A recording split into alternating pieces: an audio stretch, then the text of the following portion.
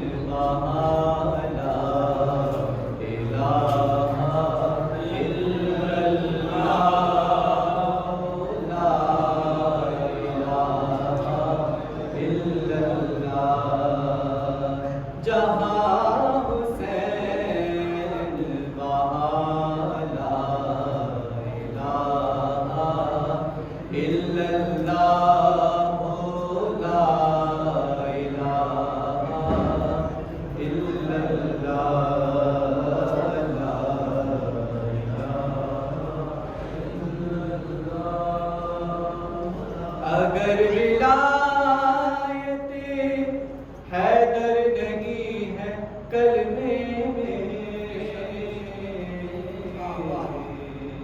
اگر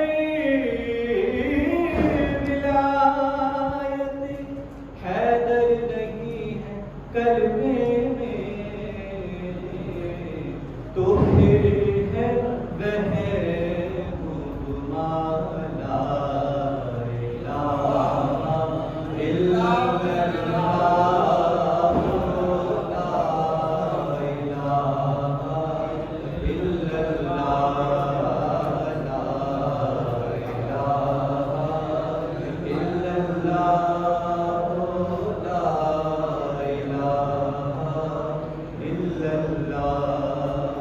علی کی تیغ سے تاریخ پوچھئے سب کی،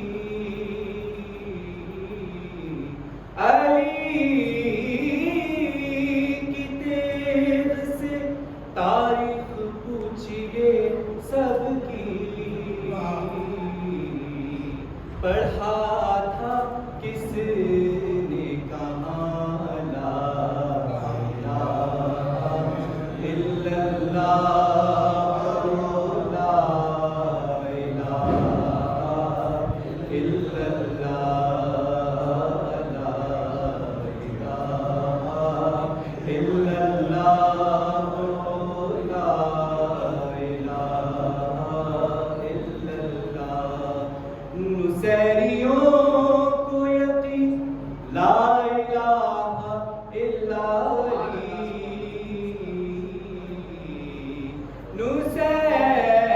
نصیریوں کو یقین لا الہ الا علی، ہے مسلموں کو گمان لا الہ الا اللہ، لا الہ الا اللہ، لا الہ الا اللہ، لا الہ الا اللہ۔ جہاں حسین وہاں لا الہ الا اللہ، لا الہ الا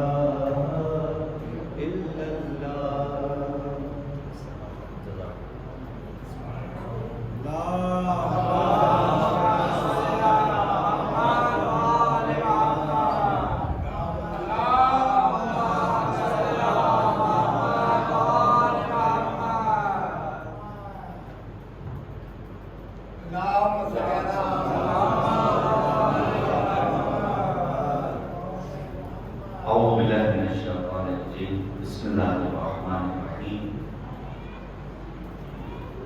الحمدللہ رب العالمین، وصلی اللہ علی سیدنا محمد وآلہ الطاہرین المنتجبین الاطہرین الاکرمین، واللعنة دائمة باقية على أعدائهم أجمعين من الآن إلى قيام يوم الدين آمين يا رب العالمين. أما بعد فقد قال رسول الله صلى الله عليه وآله وسلم من مات ولم يعرف إمام زمانه فقد مات ميتة جاهلية. خدا کریم کا ایک بار پھر شکر ادا کرتے ہیں کہ توفیق کہ اپنے وقت کے امام کے تئیں اظہار بیداری اور بصیرت کا مظاہرہ کرتے ہوئے کچھ دیر ان کی ذات سے محسوس قرار دیں. محبوب ہماری اس کاوش کو نبھانا ہمیں شرف قبولیت انشاءاللہ. جلدی بھی چلے گزارشات کرنا چاہتا ہوں. جو حدیث میں پیغمبر خاتم کی صلاح میں صحبت قرار دی من مات ولم يعرف امام زمانه فقد مات ميتة جاهلية، جو مرے اور اسے اپنے وقت کے امام کی معرفت نہ ہو اس کی موت جاہلیت کی موت ہے. کم و بیش الفاظ کی ذرا سی تبدیلی کے ساتھ اس متن کی حدیث نبی خاتم سے شیعہ سنی معتبر بنانے میں متعدد جگہوں پر نظر آتی ہے جہاں پیغمبر کی یہ حدیث نظر عام پر آتی ہے کہ جس نے اپنے وقت کے امام کو نہیں پہچانا اس کی موت جاہلیت کی موت ہے. یہاں پر جاہلیت کی موت سے مراد کیا ہے کہ پھر اس کی موت اسلام میں نہیں ہوتی. تو یہ یہودی مرے گا یا پھر نصرانی مرے گا. میں مثلا جناب ابراہیم کی اس وصیت کو پیش کروں جو قرآن مجید میں موجود ہے. پروردگار عالم نے قرآن مجید میں جناب ابراہیم کی زبانی بیان کیا کہ جناب ابراہیم اپنی اولاد کو نصیحت کرتے ہیں اس وقت تک مت مرنا جب تک تمہارا اسلام سالم نہ ہو. یا مثلا جناب یوسف پڑھیے گا سورہ یوسف کے آخر میں ملتا ہے جناب یوسف خدا کی بارگاہ میں دعا کرتے ہیں توفنی مسلما، میری موت حالت اسلام پر ہے. دیکھیے میں پھر یہ تاکید کرنا چاہوں گا ایک شیعہ گھرانے میں پیدا ہو جانا کی کمال نہیں، ایک سید گھرانے میں پیدا ہو جانا کمال نہیں، ایک مومن ماں کی آغوش میں پروان چڑھ دینا کمال نہیں. اپنے آپ کو سیدی نبی رضوی دینا کمال نہیں. کمال یہ ہے کہ اس حالت اسلام پر خدا کی بارگاہ میں پہنچا جائے. ابھی آپ نے دیکھا ایک بدبخت انسان جس نے قرآن کی توہین کی، جس نے ذات خداوند سبحان کے حکم کی توہین کی، جس نے رسول خاتم کی شان میں جسارت کی، شیعہ گھرانے میں پیدا ہوا تھا، مومن ماں کی آغوش میں پروان چڑھا تھا، لیکن اس نے اپنی عاقبت برباد کر لی. اسی لیے سیارت معصومہ کا فقرہ ہے اللہم انی اسألک ان تختم لی بالسعادہ، خدایا میرا خاتمہ بخیر پھول کی طرح، جناب پھول عاقبت بخیر ہے اور اس حد تک قابل اعتبار قرار پائے کہ وقت کا امام بھی پھول کو اپنا سلامت ہوتا بخشتا تھا. تو ہمیں اپنے وقت کے امام کو پہچاننا. دیکھیے امام زمانہ کے سلسلے میں نے بیان کیا 30-32 برس قبل ڈاکٹر عبد المحسن جیسے کنوینر نے سعودی عرب میں ہونے والی کانفرنس کے اختتام پر یہ اعلان کیا تھا کہ مہدویت کا انکار ممکن نہیں. حد یہ ہے کہ وہابیت کا فکری رہنما ابن تیمیہ انہوں نے بھی لکھا ہے صراحت کے ساتھ ان الاحادیث التي وردت بها على خروج المهدي صحیحہ رواها ابو داؤد وغیرہ، وہ حدیثیں کہ ابو داؤد نے جو نقل کی ہیں آخری امام کے سلسلے میں صحیح ہیں، جس کے راوی ابو داؤد ہیں وغیرہ. کس نے لکھا ہے وہابیت کا فکری رہنما ابن تیمیہ نے اس بات کو اپنے ہاں لکھا ہے. اب آپ ذرا سوچئے، میں نے آپ کے لیے اس پہلے سیشن میں یہ بات بیان کی تھی کہ ہم اور آپ اپنی نسبت پر ناز کریں. میں دو روایتیں پیش کروں. روایت کہتی ہے رسول خاتم اصحاب کے ساتھ بیٹھے ہوئے اور رسول نے اپنے اصحاب کے درمیان سوال کیا این اخوانی، کہاں ہے میرے بھائی؟ سب نے اپنے ہاتھوں کو اٹھا لیا. سب نے سوچا رسول ہمیں اپنا بھائی قرار دے رہے ہیں. رسول نے کہا نہیں ہرگز نہیں، انتم اصحابی، تم میرے بھائی نہیں ہو بلکہ تم میرے اصحاب. حیرت کی سب کو نام نہاد اصحاب بھی موجود تھے. سب نے کہا اے نبی خدا پھر آپ کے بھائی کون لوگ ہیں؟ سنیں گے آپ. پیغمبر فرماتے ہیں میرے بھائی وہ لوگ ہیں جو آخری دور میں سفیدی پر سیاہی میں یقین رکھتے ہوں. اس سے میں سفیدی پر سیاہی میں یقین رکھتے ہوں گے، یعنی انہوں نے اپنے آخری امام کو دیکھا نہیں ہوگا، صرف کتابوں میں لکھا ہوا دیکھا ہوگا، اور وہ اپنے وقت کے امام کی امامت کو قبول کرنے والے ہوں گے۔ میرا تعلیم یاد ہوتا ہے، اس لیے مجاہد نے جو اپنی نصیحت بیان کی علم شعبان کی مناسبت سے کہا ہے کہ یہ آخری امام ممسوس من اللہ، تمہارے اعتقادات میں سر فہرست ہونا چاہیے کہ آخری مجدد خدا ہے۔ تو ایک روایت کیا ہوئی، ہم پیغمبر کے بھائی ہیں اس اعتبار سے کہ ہم آخری دور میں سفیدی پر سیاہی میں یقین رکھنے والے ہیں۔ دوسری روایت ہے امام سجاد سے۔ سوچئے مولا جب وادی کربلا پہنچے ہیں مدینے میں، تو امام کے چاہنے والوں کی تعداد کتنے افراد مکہ اور مدینے میں؟ سب ملا کر کے 20 افراد بھی نہیں تھے۔ امام کے چاہنے والے 20 افراد بھی نہیں تھے۔ ان 20 افراد میں اور محدود افراد میں امام کے ایک صحابی ہیں جن کا نام ہے ابو خالد کابلی۔ یہ ابو خالد معتبر صحابی ہے۔ ابو خالد کابلی سے امام سجاد فرماتے ہیں، یا ابو خالد ان اہل زمان غیبتہ افضل من اہل کل زمان۔ اس آخری حجت خدا کے دور کے افراد ہر دور کے افراد سے بہتر ہوں گے۔ ہر دور کا مطلب سمجھے، رسول کا دور، امیر المؤمنین کا دور، امام حسن کا دور، ائمہ معصومین کا دور، انبیاء کرام کا دور، اس دور میں جتنے افراد نے بھی زندگی بسر کی ہو، اس دور کے افراد سے بہتر ہیں آج کے دور میں زندگی بسر کرنے والے۔ لیکن کیا ہے، کوئی دو شرطیں ہیں، القائلین بامامتہ، وہ افراد جو آخری حجت خدا کی امامت کے قائل ہیں، اور دوسری شرط ہے المنتظرین لامرہ، جو امام کے ظہور کے انتظار کے لیے اپنی پلکوں کو بچھائیں۔ یہاں پر میں ذرا دیر گفتگو کروں گا تاکہ انتظار کو ہم اور آپ سمجھ سکیں۔ لوگوں نے انتظار کو بڑا ہلکا سمجھ لیا۔ انتظار یعنی خلاصہ تقویٰ، انتظار یعنی حاکمیت قرآن پہ ایمان، انتظار یعنی پاسداری فکر و عقیدہ، انتظار یعنی بھاگنا، انتظار یعنی دوڑنا، انتظار یعنی محنت، انتظار یعنی علم کی راہ میں اپنے آپ کو آگے بڑھانا۔ وہ انتظار امام زمانہ کا ہمیں اور آپ کو نہیں کرنا ہے جو ایک مسافر ریلوے اسٹیشن پر کرتا ہے یا ٹرین لیٹ ہو جاتی ہے۔ وہ انتظار نہیں کرنا ہے جو ایک انسان اپنے گھر میں آنے والے مہمانوں کا انتظار کرتا ہے۔ فرض کیجیے یا کوئی آرٹسٹ ہو اور میں اس سے کہوں ایک ایسے انسان کی آپ تصویر بنائیے جو کسی کا انتظار کر رہا ہو۔ اب جب وہ نقاشی کرے گا تو منتظر کی جو تصویر بنائے گا وہ یوں بنائے گا۔ امام زمانہ کے انتظار میں یہ بات نہیں کرنا ہے۔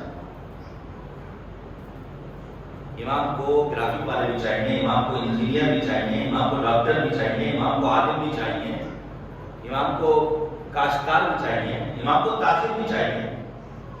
جو جس راہ سے امام کی نصرت کر سکے اسے اس راہ سے امام کے انتظار کی راہوں کو ہموار کرنا ہوگا، جسے برترین اور بہترین عبادت قرار دیا گیا ہے۔ آپ سوچیے جاپان کا محقق فوکویاما، کبھی آپ نے سنا اس کے بارے میں؟ فوکویاما کون ہے؟ جاپانی محقق ہے، ریسرچ اسکالر ہے، رہتا یو ایس میں ہے، بڑی لمبی داستان ہے۔ اسرائیل میں کانفرنس ہوئی گا، جتنے مذاہب ہیں سب کے ویک پوائنٹس کو دیکھا جائے، فہرست بن گئی۔ جب بات شیعوں کی آتی ہے، فوکویاما کہتا ہے کہ ان شیعوں کو غلامی کی زنجیروں میں نہیں جکڑا جا سکتا۔ یہ شیعہ گرفت نہیں آئیں گے۔ ابھی سعودی عرب میں 40 سے زائد افراد کو جامع شہادت پہنچ کیا گیا، خطرہ پشاور میں اتنا عظیم حادثہ ہوا، افغانستان میں کراچی کی سرزمین پر، اور دنیا کے گوشے گوشے میں ہمیں مارا جا رہا ہے۔ کہ ان شیعوں کو ختم نہیں کیا جا سکتا، انہیں غلامی کی زنجیروں میں جکڑا نہیں جا سکتا۔ پڑھیے گا سورہ مبارکہ نام، مالک کہتا ہے وَيَضَعُ عَنْهُمْ إِصْرَهُمْ وَالْأَغْلَالَ الَّتِي كَانَتْ عَلَيْهِمْ۔ میرا سوال، یہ جو ائمہ اطہار، انبیاء، اولیاء الہی آئے غلامی کی زنجیروں کو توڑنے کے لیے، تو کیا آج کوئی لوہے کی زنجیر ہمارے گلے میں آویزاں ہے؟ نہیں، وہاں پر صرف اور صرف وہ زنجیریں نہیں بلکہ فکری غلامی کی زنجیروں کو بھی توڑنا ہوگا اگر ہم واقعی میں امام کی امامت کو ماننے والے ہیں۔ فقیہ کہتا ہے انہیں اسیر نہیں بنایا جا سکتا۔ کیوں؟ کیونکہ انہیں ان کے پروردگار نے دو پرے پرواز دی ہیں اڑنے کے لیے، ایک سرخ ہے، دوسرا سبز ہے۔ کیا ہوتا ہے؟ سرخ پر ان کا عقیدہ عاشورہ ہے، ان کی عزاداری ہے، ان کا کربلا کی یاد بنانا ہے، جو انہیں حوصلہ دیتا ہے کہ ان کتنوں کو معروف شہادت تو ہماری میراث ہے، ہم تو مرنے کے لیے پیدا ہوئے ہیں، ہم موت سے ڈرنے والے نہیں ہیں۔ جو ان کے جوانوں کو کربلا کے لیے اکبر کی جوانی سے جوش شہادت عطا کرنے والی ہے، جو ان کی ماں کے اندر کربلائی ماں کا جذبہ پیدا کرتی ہے، یہ یاد ہے کربلا۔ اور دوسرا سب پر قابو ہے ان کا عقیدہ مہدویت، وہ ہے ان کا عقیدہ انتظار، جو ان کے اندر یہ حوصلہ پیدا کرتا ہے کہ آج جتنی مصیبتیں ہیں، آج جتنے ظلم ہیں، دنیا کے ظالم ظلم ہیں، اور واقعی میں ظالم حکمرانوں کو یہ سمجھنا چاہیے، ہم نے بڑے بڑے ظالم حکمرانوں کی تاریخیں پڑھی ہیں اور اپنی آنکھوں سے ہم دیکھ رہے ہیں، نہ نام باقی ہے نہ نشان باقی ہے۔ یہ جو قرآن مجید میں کہتا ہے پروردگار مدد کرتا ہے، تو آپ کیا بتائیے جب وہ مدد کے لیے پروردگار عالم کسی کو بھیجتا ہے تو کیا میزائل لے کر بھیجتا ہے؟ نہیں، لوگوں کے دلوں میں محبتیں اتار دیتا ہے۔ صدام جیسا انسان آج تاریخ میں نام نظر نہیں آتا ہے، لیکن مہمان انقلاب امام خمینی چونکہ الہی تھے، مشن الہی تھا، الہی مدد شامل حال تھی، تو آج آپ کو قریہ قریہ بستی بستی امام خمینی کی تصویریں بھی نظر آ جائے گی، ان کا مشن بھی باقی رہے گا اور ان کا منشور بھی آپ کے لیے مشورہ کے طور پر باقی بچے گا۔ ان کا عقیدہ انتظار انہیں یہ حوصلہ کرتا ہے، عطا کرتا ہے کہ آج سارے ظلم کو برداشت کر لو، لیکن یہ یقین رکھو کہ آنے والا دن تمہارا ہوگا، اقتدار تمہارا ہوگا، حکومت تمہاری ہوگی، پرچم تمہارا ہوگا، نظام تمہارا ہوگا، مذہب تمہارا ہوگا، اور جہاں بھی ظلم ہوگا وہاں سے ظلم کا خاتمہ ہوگا۔ حد یہ ہے کہ اگر ظلم پہلو رسالت میں آرام کر رہا ہوگا تو وہاں سے بھی ظلم کا خاتمہ ہوگا جب وقت کے امام کا ظہور ہوگا۔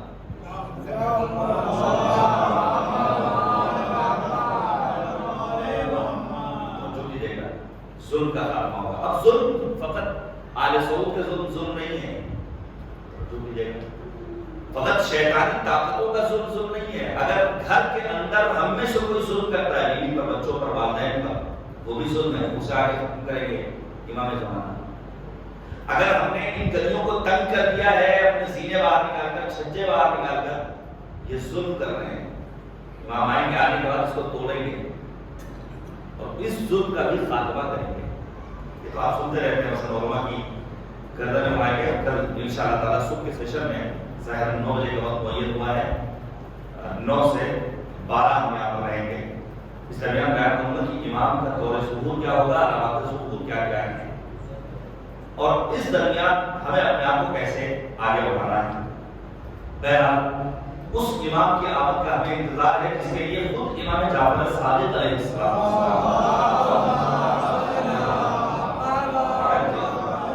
مولا فرماتے ہیں لو ادرکتہ لخدمتہ ایام حیاتی، اگر مجھے آخری حجت خدا کا دیدار نصیب ہو جائے تو میں اپنی عمر ان کی خدمت میں بسر کروں۔ امام زمانہ کا جد یہ کہہ رہا ہے کہ اگر وہ دور میں دیکھ لوں تو میں اپنے عمر کو کہاں خرچ کروں گا؟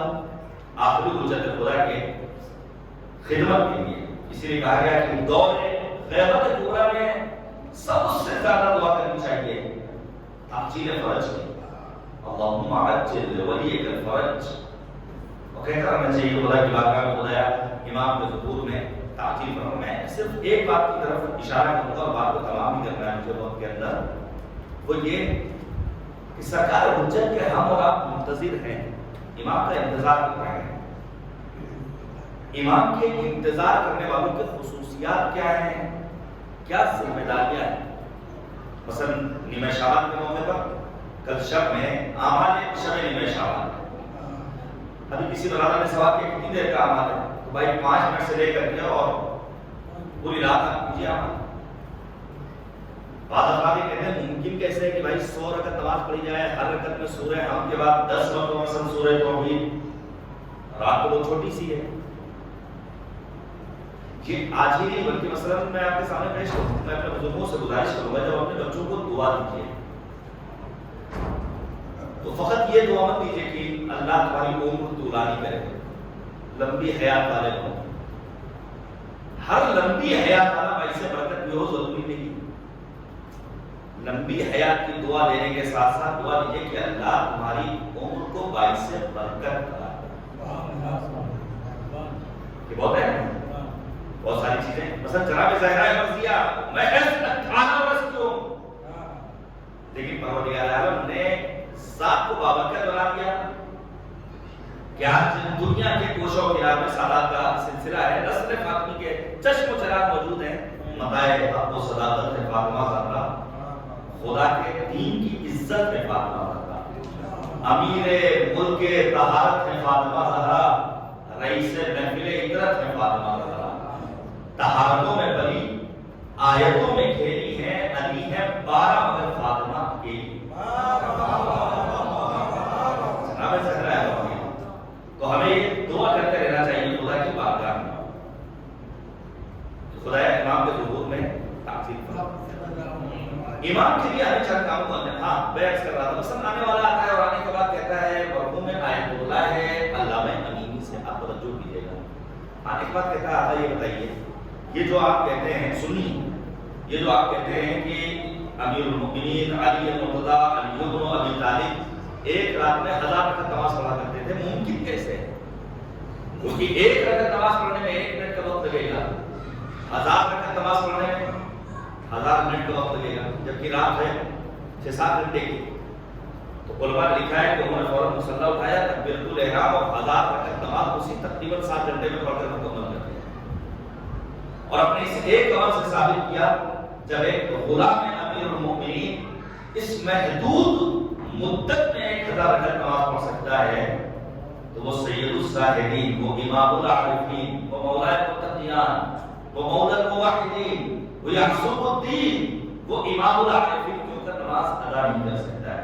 لہذا حد ممکن ہمیں اور آپ کو آئندہ شب میں عمل میں لانا ہے، جن میں دعائے کمیل ہے، زیارت سرکار سید الشہداء ہے، نماز حضرت حجت ہے، نماز جعفر طیار ہے، جہاں تک ممکن ہو وہاں تک اعمال کو انجام دینا، جہاں تک آپ کا دل اجازت دے۔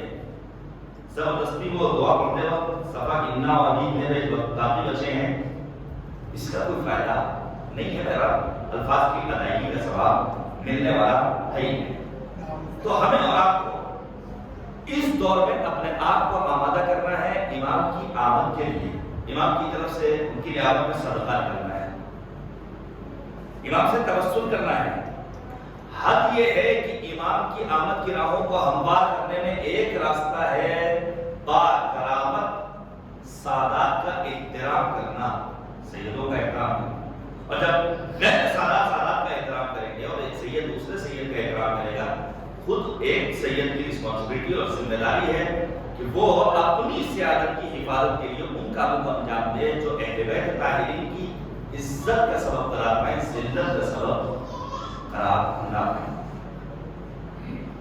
میں آپ کے سامنے پیش کروں مثلاً پروردگار عالم سورہ مائدہ کی آیت نمبر 54، آپ نوٹ کر لیجیے، آیت نمبر 54 جا کے پڑھیے گا۔ چند ایک علامتیں بیان کی ہیں پروردگار عالم نے ایک حقیقی منتظر کے سلسلے میں، انتظار کرنے والے کی کیا کوالٹی ہونی چاہیے۔ مالک کہتا ہے یا ایھا الذین آمنوا من یرتد منکم عن دینہ فسوف یأتی اللہ بقوم، اب یہاں سے یحبہم ویحبونہ، پہلی صفت ایک سچے منتظر کی کہ خدا ان کو دوست رکھتا ہوگا اور وہ خدا کو دوست رکھتے ہوں گے۔ تو خدا تو ہمیں اور آپ کو دوست رکھتا ہے، خدا تو اپنے تمام بندوں کو دوست رکھتا ہے، خدا تو غیر مسلموں کو بھی دوست رکھتا ہے۔ دوست نہ رکھتا تو ہمیں لباس کیوں دیتا، ہمیں رہنے کے لیے گھر کیوں دیتا، ہمیں آسائش دنیا کیوں دیتا، ہمارے پاس زندگی کے اسباب کیوں کر ہوتے ہیں؟ اب پتہ کیسے چلے کہ خدا کو ہم دوست رکھتے ہیں تو خدا کو دوست رکھتے ہیں یا نہیں؟ اس کا سیدھا سیدھا فارمولہ علماء نے بیان کیا ہے، یہ دیکھ لیجیے کہ واجبات انجام دینے کے کہیں کوئی جذبہ ہے۔ اگر واقعی میں نماز پڑھنے کے لیے مصلی پر نظر آ رہے ہیں، سمجھ جائیے کہ ہاں خدا کی محبت آپ کے دل میں پائی جاتی ہے۔ اگر رکوع میں شریعہ ادا کر رہے ہیں، امر بالمعروف نہی از منکر، دیگر فروع دین کی پابندی کر رہے ہیں، یعنی خدا کی محبت آپ کے یہاں پائی جاتی ہے۔ تو پہلی ذمہ داری کیا ہے؟ پہلی ذمہ داری ہے اپنے دل میں خدا کی محبت کے چراغ کو روشن رکھنا. اسی لیے حدیث میں ستۃ منی وستۃ منکم، 6 چیزیں میں تمہیں دوں گا اور اس کے عوض تمہیں 6 چیزیں دینی ہوں. المغفرہ منی، معاف کرنے والا میں ہوں، لیکن والتوبۃ منکم، توبہ تمہیں کرنی ہو. جب تم تو توبہ مطلب کیا گال کا تھکا لینا، اللہ توبہ اللہ توبہ کھانا بیٹھ لینا، یہ توبہ نہیں. توبہ یعنی صدق دل سے اپنے وقت کے امام کی نصرت کے لیے اپنے آپ کو آمادہ کرنا. اور یقین جانیے جب انسان توبہ کر لے تو اس کے بعد اس گناہ کو تکرار کرنا. اور گناہ یہاں ملیام میں اتنے بڑے مجمع میں کوئی نہیں کرے گا. امام سجاد فرماتے ہیں کمال یہ ہے علامات المؤمن خمس، مومن کی 5 علامتیں، ان میں ایک علامت کیا ہے کہ انسان گوشہ تنہائی میں اپنے آپ کو گناہوں سے محفوظ رکھے. یہ پھر کہتے ہیں والجنت منی والطاعۃ منکم، میں جنت دینے والا ہوں، لیکن جنت بہانے سے نہیں ملے گی. جنت کے لیے عمل درکار ہے، تمہیں اطاعت کرنی ہوگی. تم اطاعت و عبادت کے ہمراہ میری بارگاہ میں آؤ گے تو یقیناً جنت تمہاری منتظر ہے. میں اپنے جوابوں سے عرض کرنا چاہتا ہوں اپنے بھائیوں سے، دیکھیے ہم آپ جنت میں جانے کے مستحق ہو، انشاءاللہ جنت میں جائیں گے بھی. تو گزارشات، پہلی گزارش کبھی بھی، یہ سب سے میرا خطاب ہے، کبھی بھی کسی کو دولت کے بلبوتے پر ناپنے اور تولنے کا کام نہیں کیجیے گا کہ فلاں شخص بڑا دولت مند ہے اس کا زیادہ احترام کیا جائے. سماج میں جو ہو رہا ہے نہیں، کبھی کسی کے حقیر شکر کے سبب آپ کسی کو حقیر مت سمجھیے گا. وقت کا امام بھی ممکن ہے مالداروں کے پاس نہ آئے، لیکن ایک معمولی شکر والے موچی کے پاس پہنچ جائے. موچی معمولی شکر، اور جب اسے پوچھا جائے بھیا تمہارے اندر کیا کوالٹی تھی کہ وقت کا امام تم سے ملاقات کے لیے آ رہا ہے، اس موچی کا جواب کیا ہوتا ہے؟ کچھ نہیں، بس ایک صفت، میں اول وقت نماز پڑھنے کے لیے اپنی دکان بند کر دیتا تھا، مسجد پہنچ جاتا تھا. امام کو زیادہ پسند آ گیا. ایک چھوٹے سے شروع والے انسان کو امام کی نگاہیں منتخب کر لیا کرتی. دوسری گزارش جو اہم ترین ہے اور جوابوں سے، دیکھیے ہمیں اور آپ کو بہرحال ترقی چاہیے، کامیابی چاہیے، کامیابی چاہیے، تو اس کا ایک راستہ جو بہت اہم ہے، جو کہا گیا ہے نا الجنت منکم والطاعۃ، الجنت منی والطاعۃ منکم، جنت میری طرف سے، اطاعت تمہاری طرف سے. دیکھیے جناب موسیٰ نے خدا کی بارگاہ میں ایک سوال کیا. دیکھیے موسیٰ کون ہے؟ کلیم اللہ، 3500 مرتبہ خدا سے مخاطب ہوئے، 3500 مرتبہ گفتگو کی جناب موسیٰ نے. ایک بار سوال کرتے ہیں خدا یہ بتا جنت میں میرا ساتھی کون ہوگا؟ یہ کس نے سوال کیا؟ موسیٰ کلیم اللہ نے. جیسے ہی سوال کیا اس موقع پر ہمارا قدرت آئی، تیرے محلے میں فلاں قصاب، وہ قصائی جو گوشت بیچتا ہے. موسیٰ اس کی دکان پر پہنچ گیا، تھوڑا سا گوشت ٹنگا ہوا ہے. جناب موسیٰ نے دیکھا کہ اس نے گوشت فروخت کیا، دکان کا شٹر گرایا، چل دیا اپنے گھر کی طرف. دیکھیے ماں باپ کی عظمتوں کو پہچانیے. بغیر ماں باپ کے احترام کیے انسان ترقی کر لے ممکن نہیں. صرف ان کی زندگی میں نہیں، ماں باپ اس دنیا سے رخصت بھی ہو جائے تب بھی. موسیٰ پیچھے پیچھے جا رہے ہیں، وہ اپنے گھر میں داخل ہو گیا. موسیٰ نے رد الباب کیا، کیا مہمان نہیں چاہیے؟ بسم اللہ. موسیٰ اندر گئے، لیکن وہ وظیفہ شناس تھا، فرض شناس تھا. کبھی کبھی ہم جوانوں کو پیسہ کمانے کی اتنی ہوس ہو جاتی ہے اور ضرورت بھی ہے کہ ماں باپ کو حقوق پامال ہو جاتے ہیں. یقیناً راہ خدا میں جہاد کرنے کا درجہ رکھتا ہے وہ انسان جو ذریعہ معاش کی تلاش وغیرہ سے باہر نکلتا ہے. لیکن کب؟ جب ماں باپ کو حقوق پامال نہ ہو، تب ماں باپ کے اپنے فرائض ہیں. آنے والا تھا اور آنے کے بعد کہتا ہے نبی خدا میں جہاد کرنا چاہتا ہوں، میں جوان ہوں، میں بادشاہ جوان ہوں. بسم اللہ، جاہد فی سبیل اللہ، جاؤ جہاد کرو. پھر پیغمبر نے جہاد کو فتح کیا کہ اگر شہید ہو گئے تو تم زندہ ہو، تمہیں اللہ کی طرف سے رزق ملے گا. اگر تم واپس آ گئے تو گویا تمہارے دامن پر گناہ کا کوئی دھبا نہیں ہے. اگر تم اپنی طویل موت پر گئے تبھی اللہ کے پاس تمہارا اجر محفوظ ہے. جیسے ہی جناب پیغمبر خاتم نے یہ سارے فضائل بیان کیے، وہ جوان کہتا ہے نبی خدا میرے ماں باپ بوڑھے اور میرے بوڑھے ماں باپ کا منشا یہ ہے کہ وہ مجھے اپنے پاس روکے رہے، میں ان کو چھوڑ کر کہیں نہ جاؤں. دیکھیے مسئلہ تبدیل ہو گیا. پہلے اس نے اگر کہا میں جوان ہوں، میں جہاد کرنا چاہتا ہوں، نبی نے جہاد کا فضائل بیان کیے. اب وہ کہتا ہے ان علی والدین کے کبیرین یا ذوالقوار، بوڑھے ماں باپ ہیں جن کا گمان یہ ہے میں ان کے پاس رکا رہوں، باہر نہ جاؤں، چھوڑ کر نہ جاؤں. پیغمبر جو اب تک جہاد کی فضیلت کو بیان کر رہے تھے، فوراً قسم کھاتے ہیں فوالذی نفسی بیدہ، اس خدا کی قسم جس کے قبضے قدرت میں میری جان ہے، تمہارا ایک شب و روز اپنے ماں باپ کے پاس رک جانا ایک سال راہ خدا میں جہاد کرنے سے بہتر ہے. جنت ایسی نہیں ملے. موسیٰ پہنچے ہیں، اس جوان نے موسیٰ کا استقبال کیا، کہا آپ تشریف رکھیے، میری بوڑھی ماں ہے، میں ذرا آپ کی خدمت کر لوں، آپ کے پاس آتا ہوں. جاتا ہے، منہ دھلاتا ہے، اپنے ہاتھ سے لقمے لگا کر کھلاتا ہے. جب ماں کی خدمت کی، ماں نے فوراً اپنے دست سوال کو خدا کی بارگاہ میں بلند کر لیا، اس کے حق میں دعا کی. اب آتا ہے مہمان جناب موسیٰ کے پاس، پہچانتا نہیں ہے. موسیٰ نے ایک سوال کیا، یہ بتاؤ یہ تم نے کیا کیا، اور جب تم نے کچھ کیا اور خدمت کی تو تمہاری ماں نے ہاتھ اٹھا کر خدا کی بارگاہ میں کیا طلب کیا؟ تو جواب کہتا ہے میری ماں نے خدا کی بارگاہ میں دعا کی، خدایا میرے بیٹے کو جنت میں موسیٰ کلیم اللہ کا ہمنشین قرار دے. جناب موسیٰ کہتے ہیں تیری ماں کی دعا خدا نے اپنی بارگاہ میں قبول کر لی، میں موسیٰ کلیم اللہ.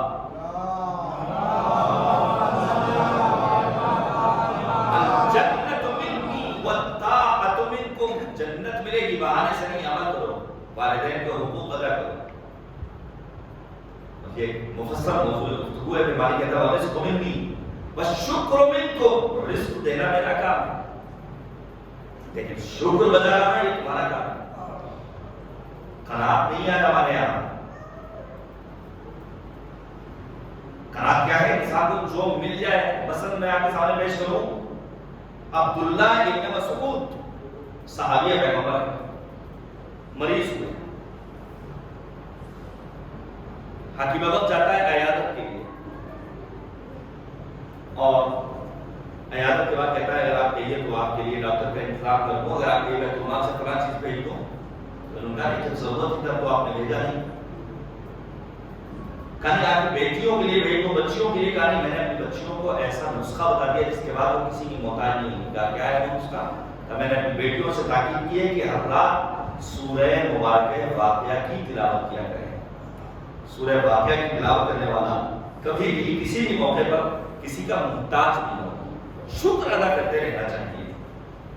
والقضاء منی والرضا منکم والبلاء منی والصبر منکم، مصیبتوں میں مبتلا کرنا میرا کام ہے لیکن صبر کرنا ان مصیبتوں پر یہ تمہارا کام ہے. والاجابۃ منی والدعاء منکم، قبول کرنا میرا کام ہے، دعا طلب کرنا یہ تمہاری ذمہ داری ہے. اب یہ انسان کا اپنا صرف ہے کہ نیمہ شعبان کے موقع پر کیا طلب کرے. یہ جو عریضہ ہم اور آپ لکھتے ہیں صرف امتحان میں پاس ہونے، نوکری طلب کرنے، شادی ہونے، اولاد طلب کرنے کے سلسلے میں یہ باتیں ختم نہ ہو جائیں. درد دل لکھیے، اور وہ درد دل کون سا ہونا چاہیے؟ امام کی آمد کے لیے. دنیا میں پھیلے ہوئے ظلم اور ستم کو ختم کرنے کے لیے ضرورت ہے عدالت کے نفاذ کی خاطر میں بڑے کائنات مجھے بشریت کا حقوق بیان. اب میں آپ کے سامنے پیش کروں مثلا ایک شخص ہے جس کا نام ہے عبدالرحمن خیبری. علامہ مجلسی رضوان اللہ تعالی علیہ نے لکھا ہے. ایک شخص ہے جس کا نام ہے آذربائیجان کرنے والا قاسم ابن علا. کتنے افراد ہیں جن کو امام وقت، یہ جو ہم اور آپ بیٹھے ہوئے ہیں نا، یہ بے سود نہیں ہے، یہ بلا سبب نہیں ہے، یہ بلا وجہ نہیں ہے. یقیناً امام کی نظر عنایت ہمارے اور آپ کے شامل حال ہوگی اور اس کے مثبت اثرات ہم اور آپ اپنی نگاہوں سے دیکھیں گے. مثلا قاسم ابن علا امام کے ایک نائب عام آذربائیجان میں نابینا ہو جاتے ہیں. انہوں نے اپنا ایک خادم رکھا ہے جو ان کی طرف سے خط و کتابت کرتا ہے.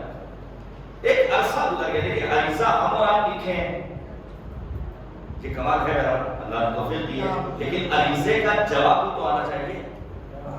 آج تک کبھی سوچا ہم نے کسی شاعر نے کوئی شعر کہا ہو کہ عریضے کا جواب آ گیا، کسی مولوی صاحب نے کوئی تقریر کی ہو. قاسم ابن علا امام سے خط و کتابت کرتے تھے. ایک عرصہ گزر گیا، خط نہیں آیا، چہرہ بہت افسردہ ہے اور بہت پریشان حال ہے۔ خادم نے سوال کیا یہ ہوا کیا؟ ایک عرصہ ہو گیا مولا کا خط نہیں آیا۔ قاسم بن اعلیٰ کہتے ہیں بڑا شخص آ رہا ہے، قاسم پہنچا ہے، خط لے کر آیا ہے، قاسم بن اعلیٰ کے خادم نے پڑھنا شروع کیا، پڑھتے پڑھتے اچانک رک گیا۔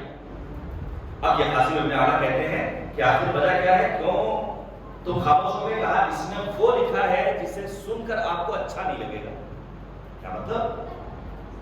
جو بھی لکھا ہے میرے مولا نے لکھا ہے، مجھے پڑھ کر سناؤ۔ اب وہ خادم کہتا ہے کہ اس میں لکھا ہوا ہے کہ 40 دنوں کے بعد آپ اس دنیا سے رخصت ہو جائیں گے۔ دیکھیے موت سے گھبرانا نہیں ہے، موت جیسا موضوع اتنا اہم ہے کہ مرزا شیرازی سے پوچھا گیا اگر آپ کو پتہ چل جائے 1 ہفتے بعد آپ کو موت آنے والی ہے تو آپ کی زندگی میں کیا تبدیلی آئے گی؟ لائف اسٹائل بدل جائے گا؟ کہانی یہی طریقے حیات رہے گا جو آج ہے، 40 دنوں بعد بن جائے گا۔ اس میں پریشانی کیا ہے؟ کہا اس میں آپ کے آقا نے لکھا ہے کہ آپ کو بینائی واپس ملے گی۔ اب یہاں سے دیکھیے عبد الرحمن خیبری جو قاسم ابن اعلیٰ کا دوست ہے، سنی ہے، متعصب ہے۔ اب قاسم ابن اعلیٰ اپنے اس سنی دوست کے پاس جاتے ہیں اور جانے کے بعد کہتے ہیں دیکھو بھائی میرے امام نے لکھا ہے اور یہ علامتیں بیان کی، کہا تمہارے امام کو علم غیب ہو بھلا کیسے ممکن ہے؟ یہ بہت ہے، امام کو علم غیب ہو کیسے ممکن ہے؟ امام کا کام ہی ہے لوگوں کی ہدایت کرنا، امام کا کام ہی ہے اپنے مذہب مکتب کی پاسداری کرنا۔ سن لیجیے ایک بات، پھر میں آپ کے سامنے اس واقعے کو کنٹینیو کروں گا۔ مثلا بحرین کو آپ مد نظر رکھیے، بحرین میں ہم کتنے پرسنٹ تھے پہلے، آج کتنے پرسنٹ ہیں؟ آج 70-80% کون ہے؟ شیعہ۔ کیا کل بھی ہم نہیں تھے؟ 500 برس قبل ہماری تعداد اتنی ہی تھی عثمانی دور خلافت میں؟ علامہ مجلسی نے لکھا ہے بادشاہ کے پاس وزیر جاتا ہے اور ایک انار لے کر گیا۔ دیکھیے کیسے کیسے اہل بیت کے چاہنے والوں کو ظلم کا نشانہ بنانے کی خاطر دشمنوں نے چالے چلے۔ انار اس کے اوپر ایک عبارت لکھی ہے، ان ابا بکر و عمر و عثمان و علی خلیفۃ رسول اللہ صلی اللہ علیہ وآلہ۔ ابو بکر، عمر، عثمان، علی مرتضیٰ اللہ کے رسول کے خلیفہ ہیں۔ بادشاہ نے دیکھا تو اسے سمجھ نہیں ہے کہ آخر انار یہ عبارت کیا مطلب ہے۔ وہ کہتا بادشاہ سلامت یہ قدرتی طور پر لکھا ہوا ہے اور ترتیب اس سے سمجھ میں آتی ہے، اس سے ہم شیعوں کو بلائیں گے اور ان سے کہیں گے دیکھو اگر تمہیں ہمارے ملک میں رہنا ہے تو صرف ایک راستہ ہے، تم ٹیکس دو ورنہ کو زندان میں ڈال دیا جائے گا۔ شیعہ علماء کو بلایا گیا، اچھا علماء بھی آج کے دور کے علماء نہیں تھے، آج تو ہر آدمی چاہتا ہے ہم ہائی لائٹ رہیں، ہمارا نام سرخیوں میں رہے، ہماری قیادت کا چرچا رہے، ہر ایک اپنے اپنے اعتبار سے جو جس اسٹینڈرڈ اور لیول کا ہے۔ علماء جاتے ہیں، علماء نے کہا ہم فوری طور پر کوئی فیصلہ نہیں کریں گے، ہمیں 3 دنوں کی اجازت چاہیے، تب ہم آ کر کے اس کا جواب دیں گے۔ دیکھیے کتنی بصیرت سے کام کیا ہے۔ 10 افراد منتخب ہوئے، 10 میں سے انہوں نے 3 افراد کا انتخاب کیا۔ ان 3 افراد نے آپس میں نمبر لگایا کہ رات کی تاریکی میں فلاں صحرا میں جانا اور وقت کے امام سے مدد طلب کرنا، مولا آپ کو نصرت کیجیے۔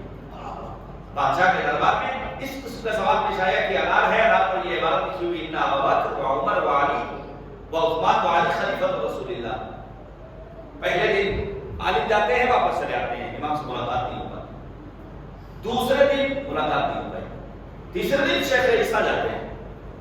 دیکھیں جب امام کو انسان پہچانتا نہیں، وقت کا امام نگاہوں کے سامنے ہو، چونکہ معرفت نہیں پہچان نہیں پاتا ہے۔ رات کی تاریکی میں درد دل کر رہے ہیں، اچانک ایک جوان خوبصورت آتا ہے اور آدمی نے پوچھا کیا مسئلہ ہے، تم سے کیا مطلب؟ کہا میں صاحب الزمان ہوں۔ اب معرفت پیدا ہوئی، اچانک ہوش آیا۔ شیخ عیسیٰ کہتے ہیں اگر آپ صاحب الزمان ہیں تو آپ میرے حالت دل سے جانتے ہیں، میری مدد کیجیے۔ کہا گھبراؤ نہیں، میں رہنمائی کرتا ہوں، تم لوگ کل جانا اور بادشاہ سے کہنا اس مسئلے کا جواب ہم دیں گے، لیکن آپ کے دربار میں نہیں، وزیر کے گھر میں چلنا ہوگا، فلاں حجرے میں، فلاں گوشے میں، فلاں رنگ کے تھیلے میں ایک سانچہ رکھا ہوا ہے، اس سانچے کے ذریعے یہ عبارت تحریر کی گئی اور یہ کہنا اس عبارت کے تمام حروف مٹ گئے، فقط 3 حروف باقی ہیں، اللہ کا نام باقی ہے، اللہ کے رسول کا نام باقی ہے، اور اللہ اللہ کے رسول کے ولی و جانشین کا نام یعنی علی مرتضی کا نام آتی ہے. وقت کے امام نے کیسے نصرت کی آپ نے محسوس کیا؟ اب آپ سوچیں قاسم بن اعلیٰ امام کا خط آیا ہے 40 دنوں بعد موت ہوگی, تمہیں بینائی واپس مل جائے گی. یہ اپنے سنی دوست عبد الرحمن خیبری کے پاس آتے ہیں. عبد الرحمن خیبری نے فوراً کہا کیسے حال دل بتا دی اور کیسے ابن غیب کہا 40 دنوں کا مسئلہ ہے, 40 دن ازمانوں کا, 40 دنوں میں میرے امام کی بات سچ ہو گئی تو آ جانا اس خیمے میں, مگر میں جہاں بسم اللہ پھر ہمارا راستہ مبارک. ان کو بینائی واپس ملی. آپ لوگوں نے امتحان لینا شروع کیا, آخر انگوٹھی پر لکھا کیا ہے, یہ راستہ کدھر جا رہا ہے, ساری باتیں صحیح. 40 دنوں کے بعد انتقال ہو گیا. عبد الرحمن خیبری امام عالی مقام کے ایک خط کے نتیجے میں شیعہ ہو جاتے ہیں اور مولا سے کہتے ہیں مولا میں نے آپ تک پہنچنے میں تاخیر سے کام کیا. یہ ہے امام عالی مقام سے رابطہ پیدا کرنے کا نتیجہ کہ امام کسی بھی انسان کو اپنے در سے خالی ہاتھ واپس نہیں دیتے. پہلی علامت کیا ہوئی کہ انسان خدا کو دوست رکھتا ہے اور خدا اسے دوست رکھتا ہے. دوسری علامت اذلۃ علی المؤمنین, مومنین کے لیے ان کے دل میں محبت پائی جاتی ہے. مومنین کے لیے کیا اکڑ نہیں پائی جاتی. پھر مومنین کے سامنے وہ غرور نہیں کرتے ہیں بلکہ وہ اپنے آپ کو حقیر بنا کر رکھتے ہیں. وہ اپنے آپ کو ہمیشہ مومنین کے سامنے جھکا ہوا رکھتے ہیں. ان کے ساتھ ان کے یہاں پائی جاتی ہے. پھر مالک کہتا ہے اعزۃ علی الکافرین, عزت کسے کہتے ہیں؟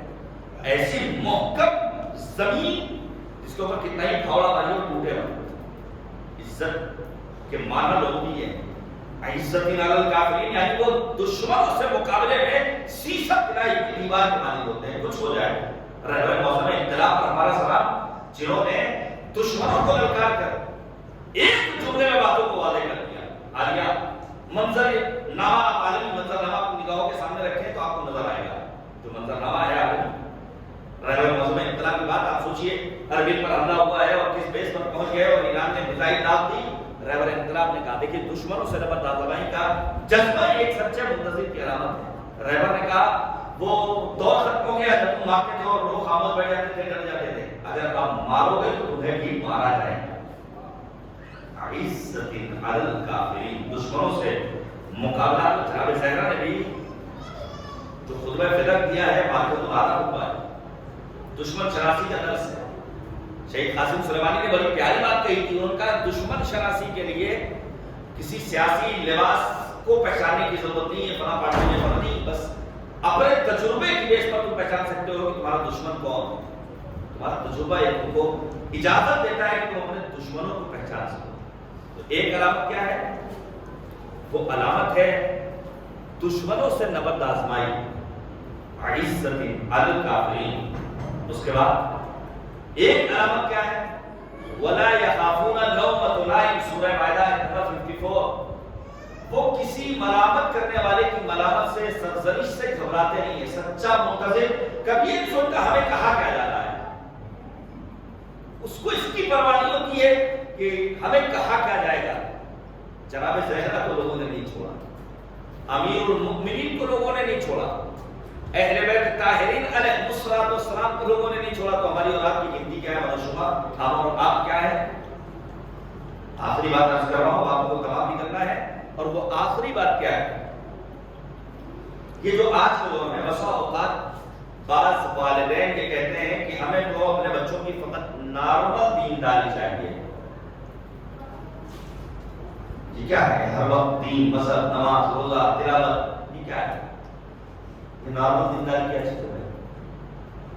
نارمل دینداری کا مطلب آج جو والدین بیان کرتے ہیں وہ یہی بیان کرتے ہیں نارمل دینداری یعنی ماہ محرم میں ہمارا بچہ سیاہ لباس پہنے گا, سرداری کرے گا, شبداریوں میں شرکت کرے گا, ماہ مبارک رمضان میں مسجد میں افطار میں جائے گا, سب نماز میں نظر آئے گا, اور جہاں بھی مناسبت ہے ختم دین کو ٹھہرا کرنا ہے. ہمارا مذہب موسمی مذہب نہیں, فصلی مذہب نہیں.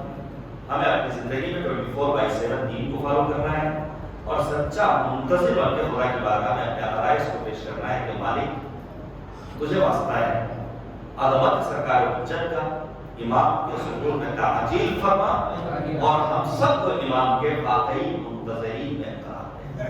آج کو یہی پسند کروں گا کہ گزارش کروں گا کہ کوئی سوال کرنا چاہے، میں کوئی بہت نہیں، چھوٹا سا طالب علم ہوں، حسب حیثیت و حسب توفیق انشاءاللہ آپ سے دعا کریں گے، ضرور کوشش کروں گا صبح میں 9 بجے آپ سے پھر ملاقات ہے جہاں پر ہم سے ہونا ہے۔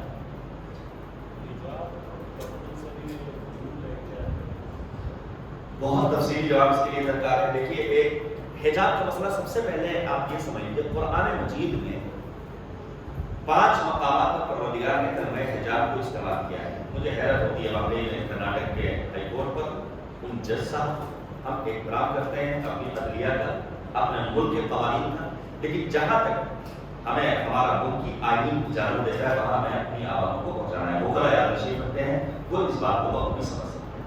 قرآن مجید میں پروردگار عالم نے صراحت کے ساتھ اعلان کیا ہے، یہ سورہ احزاب مالک کہتا ہے کہ اے پیغمبر اگر کوئی نامحرم تمہاری ازواج سے کچھ مانگنا چاہے، طلب کرنا چاہے من وراء حجاب، تو پردے کے پیچھے سے مانگے۔ یعنی مالک کو یہ ہرگز منظور نہیں ہے کہ محرم اور نامحرم ایک ساتھ جس انداز سے جیسے چاہیں آپ جا کر کے مطالعہ کیجیے گا۔ میں اپنے جواب سے گزارش کر رہا ہوں، یہ جو دور ہے نا بے حیائی کا دور، بے غیرتی کا دور، میں کہتا ہوں چلیے مذہب میں نہیں ہے مان لیجیے جبکہ ہے، تو کیا ہمارے ملک کی تہذیب میں کہیں بدحجابی بے حجابی ہے؟ کیا ہماری ہندو بہنیں مائیں ان کے گھونگھٹ کا چلن نہیں ہے؟ کیا ان کی کتابوں میں نہیں ہے؟ کیا ان کے کیریکٹرز میں نہیں ہے؟ کیا ان کے گھرانوں میں نہیں ہے؟ کیا دیگر ادیان اور مکاتب فکر میں نہیں ہے؟ ہر چیز کو مذہب کے آئینے میں کیوں دیکھ رہے ہیں؟ اور جہاں تک رہی بات مذہب، تو مذہب ہمارا کہتا ہے وَلَا تَبَرُّجْنَا تبرج الجاہلیہ، خبردار اے عورتوں گھر میں ڈٹ کر بیٹھی ہو اور اپنے چہروں کی نمائش کرتے ہوئے مت کرو۔ کیا مطلب؟ چہروں کی نمائش کی اجازت ہے کیا؟ کیا کسی خاتون کو اس بات کی اجازت دی گئی؟ یہاں تک کہ روایت بہت ہے، روایت کہتی ہے کہ امیر المومنین نبی اعظم کے ساتھ بیٹھے ہوئے ہیں، غالباً پیغمبر اعظم کے ساتھ امیر کائنات جلد الوقی کے بعد بیٹھے ہیں، ادھر سے خاتون گزر رہی ہے۔ خاتون جب گزر رہی ہے موجودہ دور میں جو نئے نئے لباس آ گئے ہیں، نئے نئے لباس، شلوار ختم ہو گئی خواتین کی، اس کی جگہ پہ دوسری چیزیں آ گئی۔ امیر المومنین کہتے ہیں وہ خاتون جو گزر رہی ہے اس کی سواری کا پیر گڈھے میں جاتا ہے، خاتون گر جاتی ہے، نبی اعظم نے فوراً اپنا چہرہ موڑ لیا، لوگوں نے اطلاع دی اے پیغمبر اس نے شلوار پہن رکھی ہے، اس کا لباس مناسب ہے۔ اس موقع پر پیغمبر خاتم نے ایک جملہ ارشاد فرمایا، پیغمبر کہتے ہیں اللہم اغفر للمسرورات، خدایا معاف فرما، مغفرت فرما ان خواتین کی کہ جو شلوار سے لٹک کرتی ہیں، ان کا لباس مناسب ہوتا ہے۔ اس کے بعد پیغمبر کہتے ہیں ایھا الناس، اے لوگوں اتخذوا السرابیل فإنها من أستر ثيابكم وأثقلوا بها نسائكم اذا خرجنا۔ مصدق الوسائل میں یہ روایت ہے، اے لوگوں اپنی گھر کی خواتین سے کہو کہ شلوار پہنیں، کیونکہ یہ شلوار ان کے بدن کو ڈھکنے کے معاملے میں سب سے مناسب لباس ہے جب گھر سے باہر نکلنا چاہیے۔ حجاب ہمارے دین کا اٹوٹ حصہ ہے۔ آج کے دور میں بے حیائی کا کوئی عالم ہے۔ L G B T community کیا ہے؟ یہ لیسبین، یہ گے، یہ بائیوسیکس، یہ ٹرانسجنڈر کے مرحلے تک لوگ کیوں پہنچ رہے ہیں؟ یہ مرد کے خلاف میں کیوں جا رہا ہے؟ یہ خاتون اپنی جنسی شہوت کو کنٹرول کرنے کے لیے ایک خاتون کے پاس کیوں جا رہی ہے؟ ہمارے ملک نے ابھی قانون بنایا ہے، یہ L G B T community اگر گوگل سرچ کیجیے گا، یہ وبا ہے، یہ بلا ہے، یہ مصیبت ہے، یہ انسانی سماج کو تباہ کرنے کے لیے منظر عام پر آیا ہے۔ اور بے حجابی بدحجابی، میں آج جب آ رہا تھا جھانسی سے تو اپنے والد سے میں عرض کر رہا تھا شہید مطہری رضوان اللہ تعالی علیہ بدسوء قبر، اس حجاب کو محاذ جنگ میں نمبر 1 پر اور سرفہرست قرار دیا ہے. اگر دشمن اس حجاب پر قابو پا گیا تو پھر اسے تمام چیزوں پر قابو پانا بہت آسان ہے. مسلم خواتین نے اگر شروع سے حجاب کیا ہوتا، اگر ہمارے سماج کی خواتین نے حد یہ کلیزا کی جناب صحرا نے مرضیہ نے کلیزا نے جناب سنگ پورا نے مدارس ازا کی حد تک صحیح حجاب کیا ہوتا تو شاید یہ دن دیکھنا نہ ہوتا. میں گزارش کروں گا، الحمدللہ سماج میں بیداری ہے. دین، مذہب، قرآن، اہل بیت، تعلیمات معصومین سب کچھ رکھیے گا. سیرت جناب زہرا مرضیہ جب نکلی ہے مسجد میں جانے کے لیے تو خمار تھا جو سر و سینوں کو ڈھک لے، جلبہ اتنی بڑی چادر. سیرت اپنی طرف لیکن کچھ نہیں کر سکتی ہے تو کم سے کم ان بہنوں کے ہم آواز ہو کر اپنے مذہب کی بقا کے لیے، مذہب کی حقانیت کے لیے، اپنے دین کے پیغام کی حفاظت کے لیے تو آگے آئے. میں آپ کے سامنے پیش کروں چند ایک باتیں اور بات کو ختم بھی کرنا ہے. مثلا اچھا ایک بات یہ بھی بیان کروں کہ حجاب کرنے والی خاتون 100% اچھی بھی ہو ضروری نہیں. میں نے اس پر کام کیا ہے، ڈاکومنٹریز موجود ہیں وہ خواتین جو جسم فروشی کے لیے بازاروں میں پہنچتی ہیں، دنیا کے مختلف ترقی یافتہ ممالک کا سفر کرتی ہیں، گھر جاتی ہیں. یہ کیوں جسم فروشی میں آئی؟ اگرچہ حجاب بن گیا تو ضروری نہیں، لیکن چانسز حجاب والی خاتون کے بڑھ جاتے ہیں کہ اس کی عفت محفوظ ہے. جب پیسوں کے عوض جسم فروشی کے بازار میں پہنچنے والی خواتین اپنی عفتوں کو ترکا کرتے ہیں. عفت کی حفاظت کے لیے ایک شرط کیا ہے کہ انسان باحجاب ہے، نگاہوں کا حجاب ہے، بدن کا حجاب ہے. مثلا قرآن مجید سورہ احزاب کے نمبر 53 میں مالک کہتا ہے وَإِذَا سَأَلْتُمُوهُنَّ مَتَاعًا فَاسْأَلُوهُنَّ مِنْ وَرَاءِ حِجَابٍ. یہ ایک موضوع ہے، کبھی تفصیل تو بیان کروں گا. حد یہ ہے یہ پیغام ہے جوانوں کے لیے، بزرگوں کے لیے، بہنوں کے لیے. حد یہ ہے کہ اگر ایک والدین یا ماں باپ یا باپ اپنے بچے کے کمرے میں جانا چاہتے ہیں، شادی شدہ بچے جہاں دونوں شوہر ہے، بہو اور بیٹا ہے، یا بیٹا اپنے ماں باپ کے کمرے میں جانا چاہتا ہے تو پہلے اسے نام کرنا ہوگا، اجازت دینی ہوگی. پیغمبر سے کسی نے آ کر پوچھا اے نبی خدا کیا اماں کے کمرے میں جانے کے لیے بھی اجازت درکار ہے؟ پیغمبر کا بالکل. کہا کیوں؟ کہا کہ تم یہ چاہتے ہو کہ تم اپنی ماں کو ننگا دیکھو؟ کہا نہیں. کہا بس جاؤ اجازت دو تب ان کے کمرے میں داخل ہو. یہ ہے مذہب کی خوبصورتی، یہ ہے ہمارے مذہب میں حجاب کا کانسیپٹ، یہ ہے ہمارے مذہب کے وہ تعلیمات جسے جوانوں تک بھی پہنچنا چاہیے اور تمام عالم انسانیت تک پہنچنا چاہیے. نہیں پہنچایا گیا. پروردگار کہتا ہے جب اے پیغمبر تمہاری خواتین سے ازواج سے کوئی کچھ مانگے تو پردے کے پیچھے سے. آج فیشن کے نام پر مولانا ہمیشہ ہمارے گھر کی خواتین پردہ کرتی ہیں. ایک شادی کی تقریب میں صرف ایک موقع، ایک فنکشن، اس ایک فنکشن نے ہی تباہ کر دیا.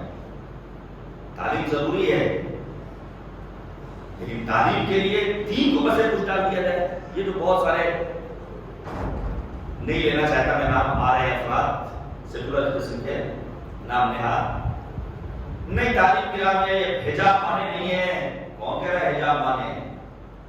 حجاب کے ساتھ ہماری بچیاں الحمدللہ ابتداء میں آگے بڑھ سکتی ہیں. آپ نے دیکھا ایک خاتون ایک بچی کمسی میں 16 گولڈ میڈل لے کر آتی ہے اور مجھے حیرت ہوئی. میں نے اس کی ویڈیو کو فیس بک پر شیئر کیا ہے تو فیس بک نے فوراً اسے آفلائن کر دیا. میرے پاس تو موجود ہے لیکن دوسرا کوئی اسے نہیں دیکھ سکتا ہے.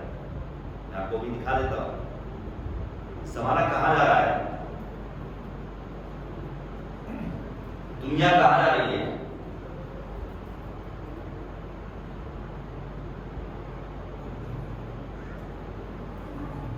لکھا ہوا ہے your video is blocked and cannot be viewed by others. یہ ویڈیو موجود ہے، یہ کوئی بھی دیکھ سکتا ہے. اس ویڈیو ایسے دور میں بھی اگر ہم نے دین کی پاسبانی نہیں کی نہ ہم دین کے رہیں گے. وہی ہوگا موسمی دین ہمارا ہوگا. ایک اور فائدہ بیان کر دوں، باتیں بہت ساری ہیں. مثلا بے غیرتوں سے نجات اگر چاہیے تو انسان اپنے آپ کو عفیف اور باحجاب بنانا ہوگا. ذالک ادنیٰ ان یعرفن فلا یؤذین. ضرورت کی پاکیزگی اسی حجاب میں ہے. ذالک ادنیٰ لہم. روحی بیماری سے نجات چاہیے تو یہی حجاب ہے. فیطمع الذی فی قلبہ مرض. اور بہت سارے فوائد، بہت سارے ثواب، بہت ساری بات. امیر المؤمنین فرماتے ہیں علیکم بالصفیق من الثیاب. موٹا کپڑا پہنو. موٹا کپڑا کیا مطلب؟ مولا کہتے ہیں فَإِنَّا مَنْ رَقَّ ثَوْبُهُ رَقَّ دِينُهُ. جس کا لباس باریک ہوگا، نازک ہوگا نا، اس کا دین بھی کم رنگ ہو جائے گا. مقصد کیا ہے؟ مقصد یہ ہے کہ انسان کے بدن کا، انسان کے لباس کا انتخاب ایسا ہونا چاہیے جس کے ذریعے اس کے بدن کا نشے و فراز تک نہ پہنچ سکے. آئیے رب کریم کی بارگاہ میں دعا کرتے ہیں. خدایا ہم سب کو دین فہمی کا شعور نصیب فرما. ہمیں واجبات دینیہ پر عمل کرنے کی توفیق عطا فرما. آج کی شب میں جو ہم نے اپنی زندگی کا ایک بہت ہی معمولی سا وقت اپنے وقت کے امام کی معرفت کے حصول کی خاطر نکالا ہے، اسے بارگاہ میں شرف قبولیت مرحمت فرما. اس کلاس کے اہتمام میں دامے درمے قدمے سخنے جس زاویے سے جو شامل ہوا ہے ان سب کے توفیقات خیر میں اضافہ فرما. ہمارے بزرگوں کا سایہ ہمارے سروں پر قائم کر. دشمنوں کے شر سے ہمیں محفوظ رکھ. ہمیں اپنے بچوں کی دینی، اسلامی، اخلاقی، سیاسی، سماجی تربیت کی توفیق نصیب فرما. اس روح زمین پر جہاں بھی عاشقان امیر المؤمنین ہیں ان کی جان، مال، عزت و آبرو و ناموس کی حفاظت فرما.